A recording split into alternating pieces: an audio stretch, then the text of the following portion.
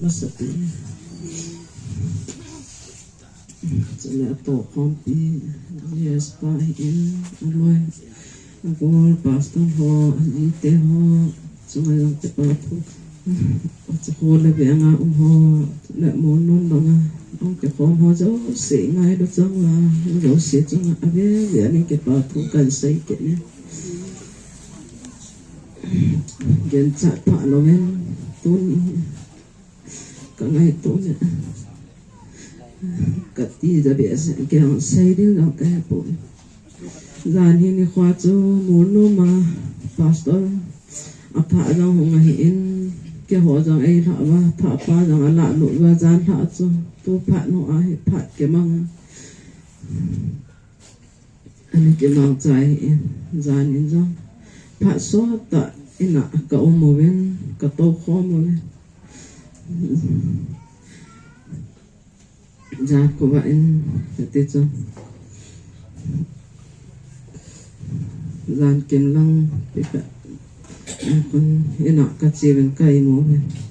jeng ka in mata ni tho ke no ven ke tho ven thir ni go deng in lang ai chi dai ta ve ti in lang chi dai lo hi athano ma jing yan anga lal he to ni ka lang chun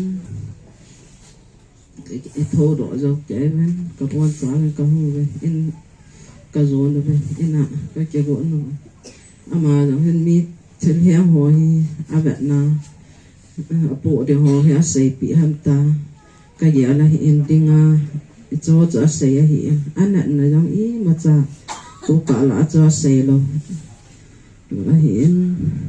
cái cha sang đang à bị cái bộ lại ta cho cái xây mòn này tí cả không sung ha biến sự chung à chung không tàu à thì hàm rằng cái hệ men bội cả cái hệ lệ vụ gen dù nên khó nói men cái rồi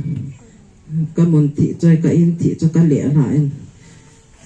cái đàn lụa này tin hiện ta cái lỗ lệ mà cha nó cái đòn bội men rồi bên mà cha xây rồi bên ai cái chân không chẳng hoa tổ chân số lo tô lo các thổ về ai vàng em xóm lẩu cả chắc là nên chân ai bay riêng nha cái giờ là ama đương nhiên thì vàng phật tạ thì nôm tạ hiện ama vàng phải ai vàng em cái họ đấy mà riêng xây đến nó cái hệ bội